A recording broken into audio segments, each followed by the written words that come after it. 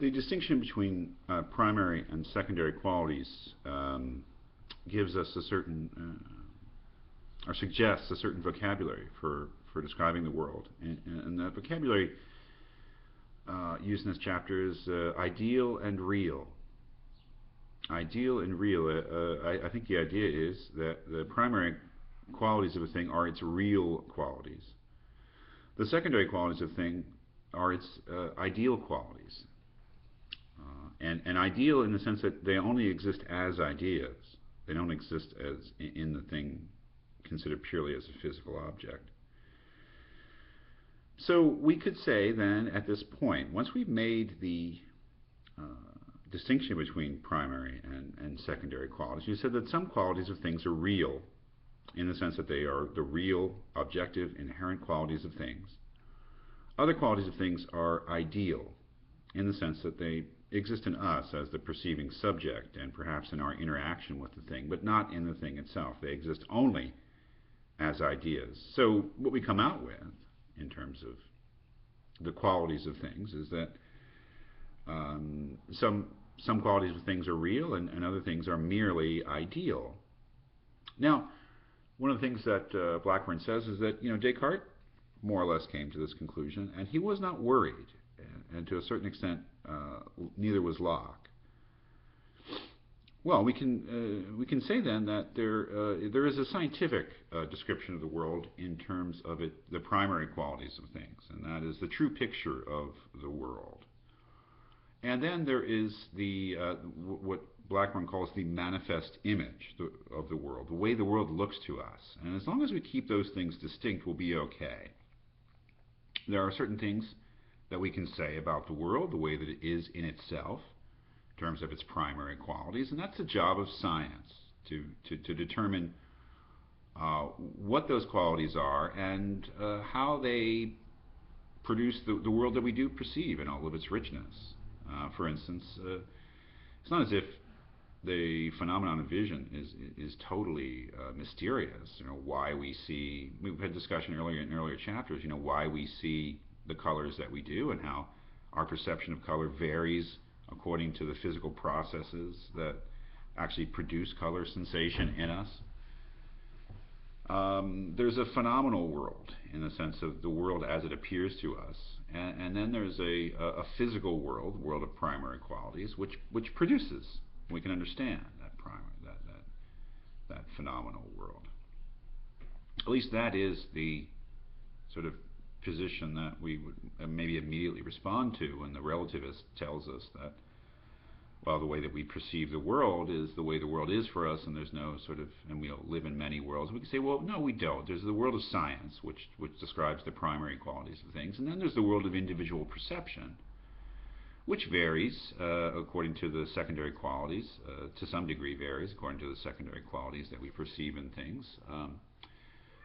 But it doesn't lead to full-blown relativism because we say that the primary qualities of things are the same for everybody. And then Barkley comes along. Barkley's position is pretty complex, but he says something like this. I mean, what is the difference between a secondary quality and a primary quality is that the secondary quality is how the thing appears to us in sensation and individual perception, whereas the primary quality is the idea of the feature that the thing has in itself. But he points something out, I think, that may be true, and that is that, well, we never perceive something's primary qualities. That is, any individual act of sensation or perception is always a perception of secondary qualities. That is, if we don't perceive something's extension by itself, we perceive a extended thing, which we perceive through its color and shape, and it's we presume that it has these primary qualities, but we never directly perceive them. In fact, our whole view of the world is really dependent upon our perception of secondary qualities. Now, maybe that wasn't a very good version of Barkley's argument, but what the point is there is that if indeed the distinction between primary and secondary qualities would break down, That is, if it turned out that the idea of primary qualities was incoherent, that is, we never really had any basis for ascribing primary qualities to things at all, then things would get very interesting, wouldn't they? Because then, in a sense, everything would be a secondary quality, and then everything would be ideal, that is, exist as an idea rather than as a physical object independent of us. And that is exactly, I think, what Barkley, in his larger philosophy, was suggesting, is that there are no physical objects in the way that philosophers describe them. There are only physical objects insofar as they are perceived as ideas, and so that all that exists is idea, and that's what it means to be an idealist, to believe that only ideas are real, that physical matter is a kind of an illusion. Of course, to be an idealist does not necessarily mean to be a relativist, but you can see how it might encourage a certain type of relativism. If everything exists only insofar as we perceive it, and has an ideal existence, like secondary qualities, and if we vary in our perceptive apparatus, you might say, the way that we perceive things, if it's infinitely variable, then there's just no way, then the ideas, or what's real, would change from person to person, or from mind to mind, or from perceiver to perceiver. And then there would be no way of describing the way the world is.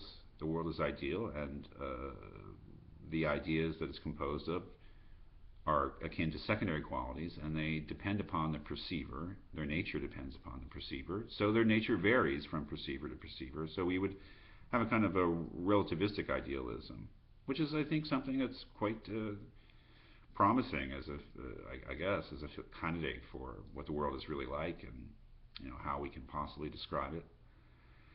But it does come with a certain price. Of course, the very idea of truth then becomes problematic.